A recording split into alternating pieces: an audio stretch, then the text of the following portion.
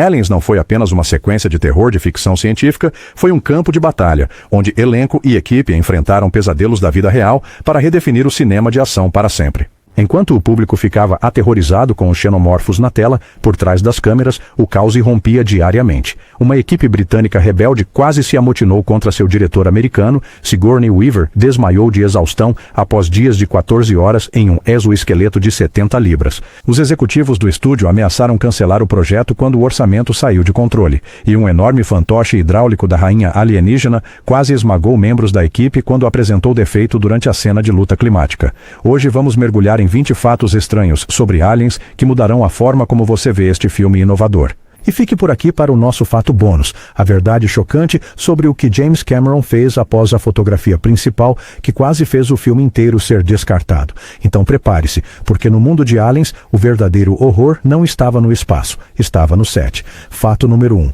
Quando James Cameron chegou à Inglaterra para dirigir Aliens, ele não encontrou uma equipe acolhedora, ele encontrou uma rebelião. A equipe de filmagem britânica desprezava abertamente o diretor de 31 anos, cujo único grande crédito era o Exterminador do Futuro.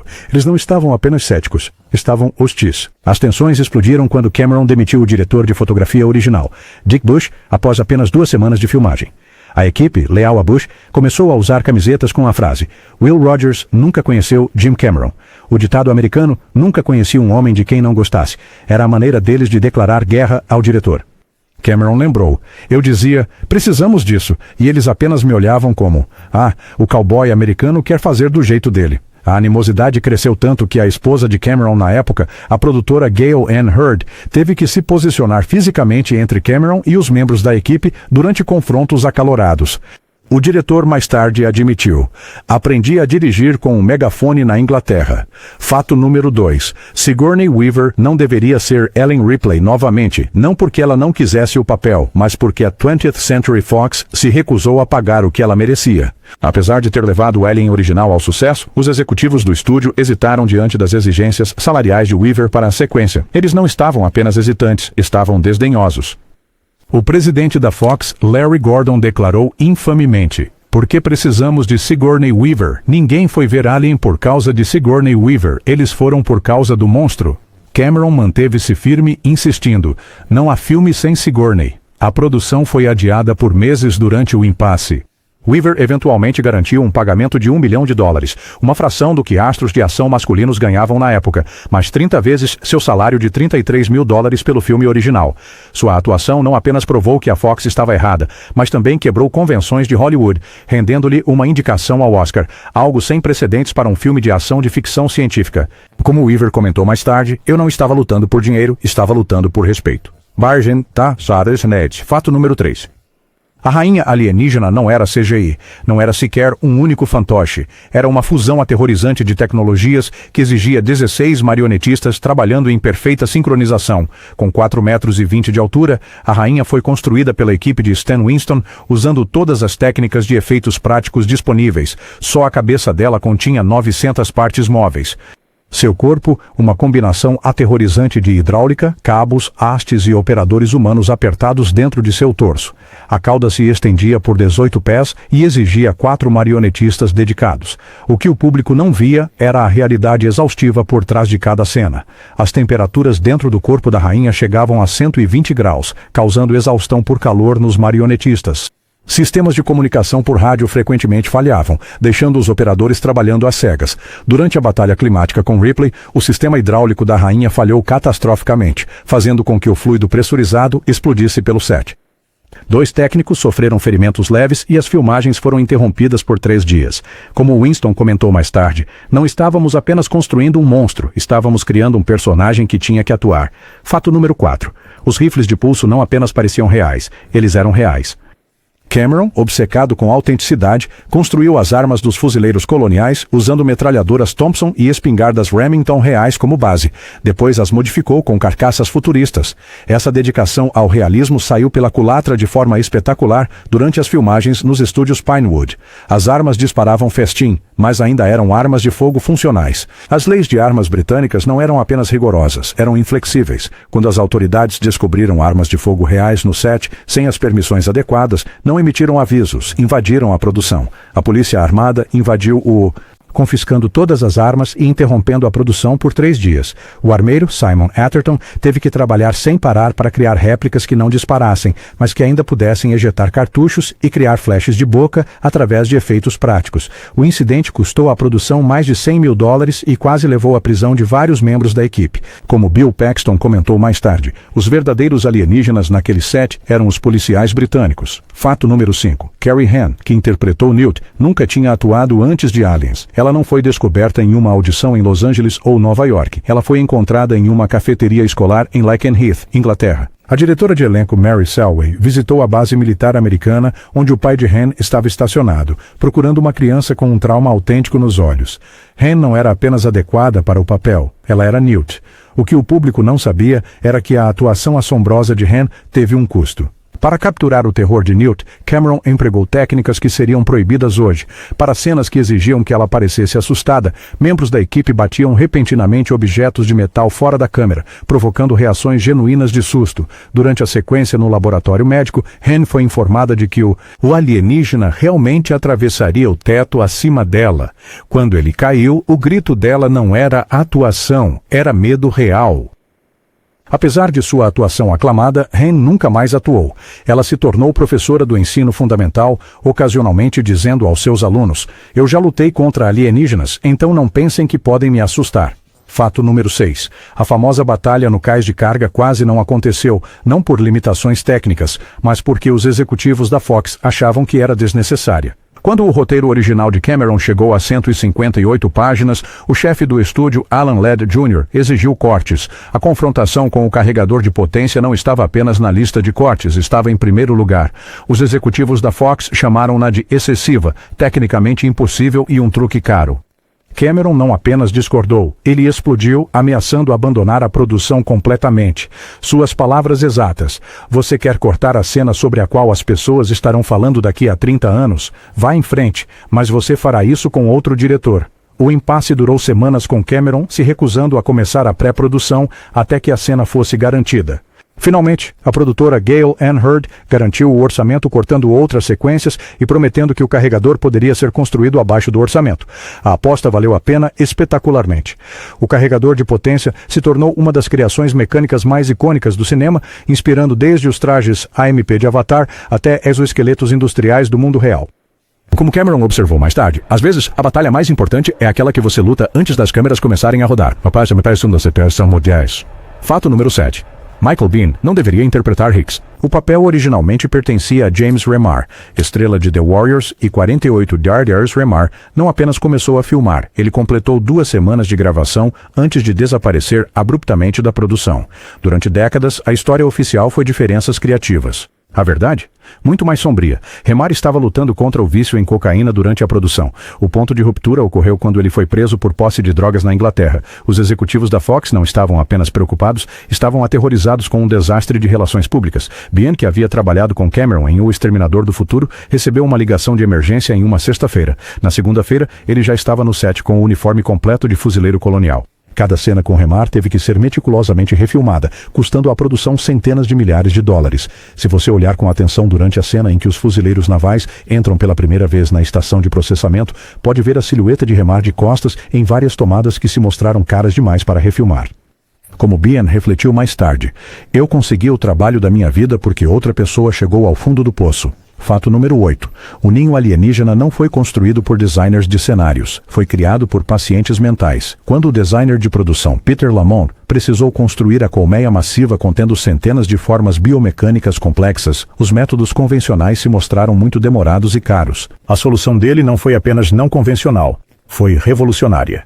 Lamont fez parceria com o Departamento de Terapia Ocupacional de um hospital psiquiátrico de Londres. Pacientes com esquizofrenia e outros distúrbios foram empregados para criar as secreções intrincadas dos xenomorfos, casulos e estruturas de parede. Os pacientes não eram apenas trabalhadores, eles se tornaram colaboradores envolvidos, com vários desenvolvendo teorias elaboradas sobre a biologia alienígena que Cameron incorporou ao design final. O conceito de um paciente sobre como os alienígenas transportavam suas vítimas tornou-se a base para o sistema de ancoragem de parede de resina visto no filme. A equipe do hospital relatou benefícios terapêuticos significativos para os pacientes participantes, muitos dos quais experimentaram uma diminuição dos sintomas durante o projeto. Como Lamont observou em uma entrevista de 1987, o mais outro Vieram de mentes que experimentam a realidade de forma diferente da nossa. Fato número 9. Sigourney Weaver não apenas atuou com lança-chamas, ela exigiu usar o verdadeiro. Quando os coordenadores de segurança sugeriram usar adereços não funcionais com efeitos visuais adicionados para closes, Weaver não apenas resistiu, ela foi categórica. Sua resposta é exata.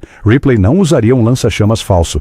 Nem eu. Os lança-chamas M240 usados no set não eram adereços de Hollywood. Eram armas de grau militar capazes de projetar combustível em chamas a 50 metros. Os subscritores de seguros inicialmente recusaram cobertura para as cenas em que Weaver operava a arma, exigindo que Cameron assinasse pessoalmente renúncia de responsabilidade. Durante a sequência do ninho, um mau funcionamento fez com que as chamas voltassem em direção a Weaver.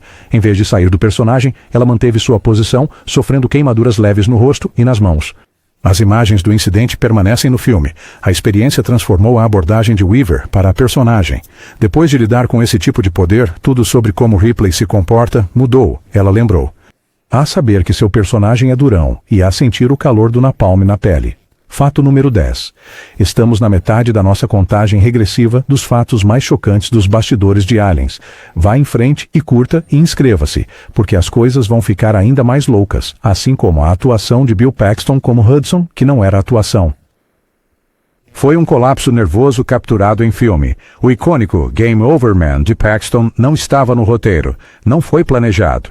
Foi um desabafo genuíno de um ator levado aos seus limites psicológicos. Acabou, cara. Acabou. O que diabos vamos fazer agora? Cameron deliberadamente isolou Paxton do resto do elenco durante as filmagens, fomentando um ressentimento real. O diretor frequentemente mudava o diálogo de Hudson minutos antes das câmeras começarem a rodar, impedindo Paxton de se preparar adequadamente. O ator não estava apenas frustrado, ele estava se desmoronando. Durante a cena na sala de operações, onde Hudson descobre que o sistema de resfriamento do complexo poderia desencadear uma explosão termonuclear, Cameron instruiu secretamente outros atores a interromper e falar por cima de Paxton repetidamente. A ansiedade visível e a histeria crescente não eram emoções interpretadas, eram reais. Paxton admitiu mais tarde. Jim me pressionou até o quebrar, depois manteve as câmeras rodando. A abordagem foi brutal, mas eficaz. A desintegração psicológica de Hudson continua sendo uma das representações mais autênticas do estresse de combate no cinema. Como Cameron explicou, às vezes, para capturar o medo, você tem que criá-lo. Fato número 11. O som do rifle de pulso não foi criado por engenheiros de som. Foi descoberto por acidente. O designer de som, Gary Rydstrom, passou semanas tentando criar o som característico da arma assinatura dos fuzileiros coloniais. Armas de fogo convencionais soavam muito familiares.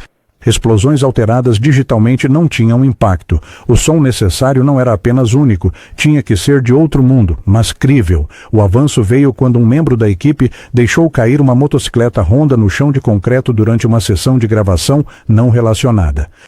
O som resultante, um guincho mecânico seguido por um estalo percussivo, imediatamente chamou a atenção de Rydstrom. Experimentos adicionais levaram ao efeito final.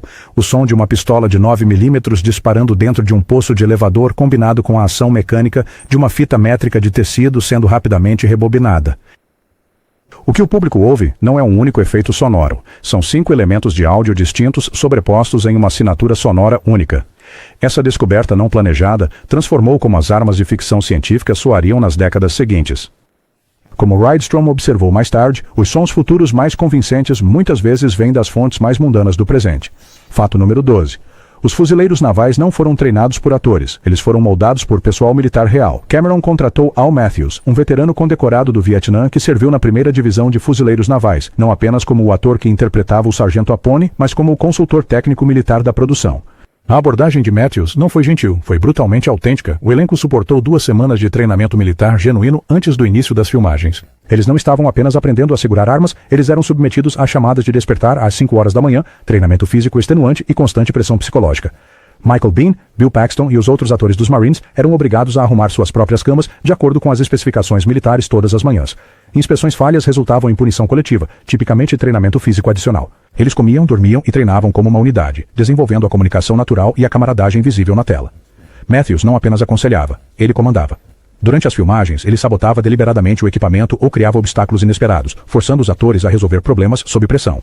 Como Jeanette Goldstein Vasquez lembrou, nós não estávamos interpretando fuzileiros coloniais. Por aquelas semanas, nós éramos fuzileiros coloniais. Fato número 13. O peito. Colonizadores não foi apenas chocante na tela, traumatizou a equipe. Ao contrário do Alien original, onde as reações do elenco ao rompimento do peito foram genuínas porque não foram informados do que aconteceria, a equipe de Aliens sabia o que esperar, ou achava que sabia. Cameron queria evoluir o Chestburster, tornando-o mais agressivo e móvel. O supervisor de efeitos Stan Winston criou fantoches capazes de movimento autônomo, movidos por sistemas de ar comprimido, escondidos sob o chão do set. O que a equipe não sabia era exatamente quantos Chestbursters apareceriam, ou quão violentos seriam. Ao filmar a cena da autópsia do colono, Cameron instalou secretamente 4 Chestbursters adicionais, além do que estava no roteiro. Durante a tomada, todos os 5 irromperam simultaneamente, espalhando sangue pressurizado pelo set e pelos atores. Os gritos dos técnicos médicos não eram atuação, eram terror genuíno. O operador de câmera Adrian Biddle ficou tão assustado que caiu para trás, danificando uma lente cara. O técnico de som Roy Charman supostamente vomitou após a cena terminar. Como Winston comentou mais tarde, às vezes o horror precisa ser tão real para os cineastas quanto é para o público. Fato número 14. O famoso arremesso de basquete não foi um efeito especial. Não foi truque de câmera, foi Sigourney Weaver fazendo um arremesso impossível de verdade. Na cena de abertura da edição especial, Ripley casualmente acerta um arremesso de basquete de costas por cima do ombro. A maioria assumiu que foi usado edição inteligente ou várias tentativas. A verdade? Mais impressionante. Weaver acertou a cesta legitimamente na sua primeira tentativa. A explosão genuína de espanto da equipe é real. Eles esperavam passar horas filmando várias tentativas. Cameron ficou tão surpreso que inicialmente pensou que sua equipe de efeitos tivesse de alguma forma manipulado a bola. O que torna o feito ainda mais notável é que Weaver estava usando restrições pesadas nos braços para a cena, limitando sua mobilidade. Ela havia praticado o arremesso entre as tomadas durante toda a produção, sem nunca contar a Cameron que estava se preparando para isso. Quando perguntada sobre o momento anos depois, Weaver minimizou sua conquista. Na verdade, sou uma atleta bastante boa. Além disso, depois de lutar com uma rainha alienígena de 14 pés, fazer uma cesta de basquete não parece tão difícil. Fato número 15. Aliens foi feito por causa de um guardanapo de coquetel. Não um roteiro, não um tratamento. Um guardanapo. Enquanto promovia o Terminator no Festival de Cinema de Cannes, Cameron se encontrou sentado ao lado de executivos da 20th Century Fox em um restaurante. Quando eles perguntaram casualmente no que ele estava trabalhando a seguir, Cameron não estava apenas despreparado. Ele não tinha nada. Pensando rapidamente, ele pegou um guardanapo de coquetel e escreveu uma única palavra. Aliens. Em seguida, ele adicionou o S do símbolo do dólar, criando o título estilizado icônico. Os executivos não ficaram apenas intrigados, eles foram conquistados na hora, oferecendo a Cameron um acordo de desenvolvimento baseado apenas naquele guardanapo. O que o estúdio não percebeu foi que Cameron não tinha um plano concreto para a sequência. Ele não via o Alien original há anos. Sua apresentação no guardanapo foi pura improvisação, um movimento desesperado de um jovem diretor aproveitando uma oportunidade inesperada. O próprio guardanapo se tornou uma peça lendária da história de Hollywood. O executivo da Fox, Michael Levy, mandou emoldurar e ele ficou pendurado em seu escritório até sua aposentadoria. Como Cameron admitiu mais tarde, alguns de nós, os maiores negócios da história de Hollywood foram feitos com menos. Fato número 16. H.R. Giger, o artista visionário que criou o xenomorfo original, não esteve envolvido em Aliens, não porque ele recusou, mas porque foi deliberadamente excluído. Cameron queria evoluir o design do Alien, tornando as criaturas mais animalescas e militaristas para se adequar à sua história focada em combate. Em vez de trabalhar com Giger para adaptar o design, os executivos da Fox tomaram a decisão calculada de prosseguir sem consultá-lo. Giger não apenas desaprovou, ele ficou devastado. Ao ver o filme, ele escreveu uma carta pessoal a Cameron, expressando seu descontentamento por ter sido excluído do projeto, afirmando: "O Alien é meu filho, e eles o sequestraram e maltrataram." O conflito artístico foi além da cortesia profissional. O design original de Giger enfatizava o simbolismo sexual e o horror biomecânico. A visão de Cameron representou uma mudança fundamental para o horror de ação, substituindo o terror psicológico por combate tático. Anos depois, quando Giger foi convidado de volta para Alien 3, ele se recusou a reconhecer as modificações de design de Cameron, trabalhando exclusivamente a partir de seus conceitos originais. Como Giger observou em seu diário, a arte, assim como as criaturas que cria, deve evoluir naturalmente, não por comitê. Fato número 17. A infame cena do laboratório médico não foi apenas aterrorizante para o público, ela levou Weaver ao hospital. A sequência em que Ripley e Newt estão presas com 2 facehuggers exigiu que Weaver realizasse grande parte de seu próprio trabalho de dublê.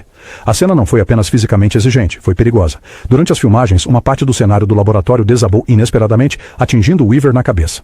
Em vez de parar, ela continuou a cena, completando-a, apesar de sofrer o que mais tarde foi diagnosticado como uma concussão leve. O desgaste físico não terminou aí. A fita especializada usada para simular o aperto do facehugger em seu rosto causou uma reação alérgica severa, resultando em inchaço facial que exigiu tratamento médico. A produção foi interrompida por 2 dias enquanto Weaver se recuperava. O que o público vê no filme final não é apenas uma atriz interpretando medo, é alguém superando dor e lesão genuínas. Observado no registro de produção, S. Weaver recusou medicação para dor até que as câmeras parassem de gravar, preocupada com o impacto na performance. Fato número 18. Lance Henriksen não apenas interpretou Bishop, ele viveu como Bishop por meses. Para se preparar para seu papel como o androide, Henriksen adotou uma abordagem de método extremo, que não era apenas dedicada, era perturbadora. 4 meses antes do início das filmagens, Henriksen começou a dormir apenas 2 horas por noite, criando a aparência de olhos fundos e respostas ligeiramente atrasadas características de Bishop. Ele treinou-se para nunca piscar diante das câmeras, praticando com um espelho por horas, diariamente. Durante a pré-produção, ele se recusava a comer na frente do elenco e da equipe, mantendo a ilusão de que não precisava de comida. Seu compromisso se estendeu à modificação física. Henriksen teve seus dentes do siso removidos desnecessariamente para criar mudanças sutis em sua estrutura facial. Para as cenas que exigiam que Bishop realizasse seu famoso truque com faca, Henriksen praticou obsessivamente até conseguir executar a manobra em alta velocidade sem um dublê. O impacto psicológico foi significativo. Ao final da produção, Henriksen desenvolveu insônia que persistiu por anos. Como ele admitiu mais tarde, eu não apenas interpretei Bishop. Durante aqueles meses, abandonei ser humano. Fato número 19. Os paralelos do filme com a Guerra do Vietnã não eram um subtexto sutil. Eles foram a intenção explícita de Cameron desde o primeiro rascunho.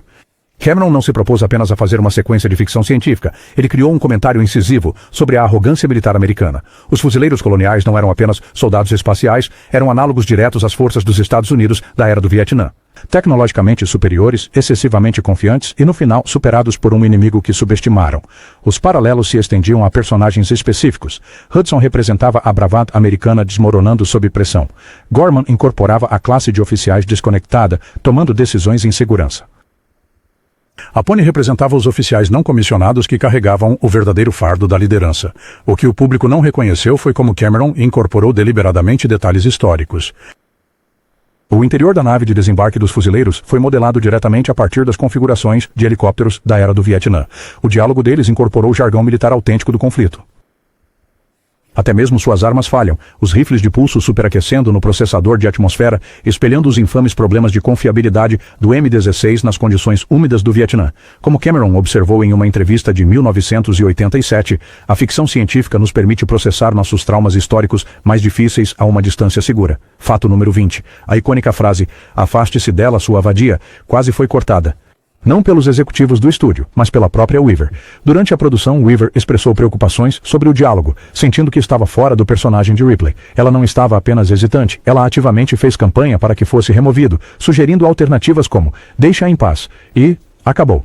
Cameron insistiu que a frase permanecesse, argumentando que representava o culminar do arco de personagem de Ripley de sobrevivente à guerreira. O desacordo não foi apenas criativo, tornou-se pessoal, com Weaver recusando-se a filmar a cena por 2 dias. O impasse terminou quando Cameron mostrou a Weaver a sequência parcialmente montada do exoesqueleto sem diálogo. Ver o impacto visual a convenceu do poder do momento. Ela concordou em filmar a cena com a linha original, mas pediu várias tomadas com diferentes leituras. A versão usada no filme final foi, na verdade, a entrega de que Weaver menos gostou. Cameron escolheu especificamente por sua qualidade emocional bruta. Como Weaver reconheceu mais tarde, Jim estava certo. Às vezes, a linha que você resiste se torna aquela que todos lembram. Fato bônus após a fotografia principal. James Cameron fez algo sem precedentes, algo que quase fez o filme inteiro ser descartado. Ele secretamente refilmou quase 20 minutos de filmagem sem o conhecimento ou aprovação do estúdio. Quando os executivos da Fox viram o corte inicial de Cameron, exigiram cortes significativos, particularmente das sequências iniciais na Terra que estabeleciam o passado de Ripley. O mandato deles não era uma sugestão, era um ultimato. Corte 30 minutos ou perca o controle da edição final. Cameron parecia ter cumprido entregando uma versão reduzida que satisfez o estúdio. O que a Fox não sabia era que ele já havia desenvolvido um plano de contingência elaborado. Usando seu próprio dinheiro, aproximadamente $150 mil, Cameron reuniu novamente membros principais do elenco e filmou cenas críticas que o estúdio havia exigido cortar. Ele usou equipes reduzidas trabalhando sob nomes de produção falsos nos fins de semana no Pinewood Studios. Essas não eram apenas correções. Eram sequências narrativas completas, incluindo a revelação crucial sobre a filha de Ripley e sua ausência de 57 anos. Quando o filme foi excepcionalmente bem nos testes, Cameron revelou sua artimanha, apresentando à Fox ambas as versões e forçando-os a comparar as reações do público. O estúdio ficou furioso, mas não podia contestar os resultados. Essa abordagem de filmagem guerrilheira estabeleceu um precedente que continua até hoje, a versão do diretor. Sem a disposição de Cameron em arriscar sua carreira e finanças pessoais, a prática de lançar versões estendidas de filmes talvez nunca tivesse se tornado um padrão da indústria, como ele refletiu mais tarde. Você tem que quebrar as regras, todas elas. Aliens não foi apenas um filme que mudou a ficção científica. Foi uma produção que reescreveu as regras do próprio cinema. Desde as batalhas de Cameron com os estúdios e a equipe, até os sacrifícios físicos de Weaver, o que aconteceu por trás das câmeras foi tão dramático quanto os ataques dos xenomorfos na tela.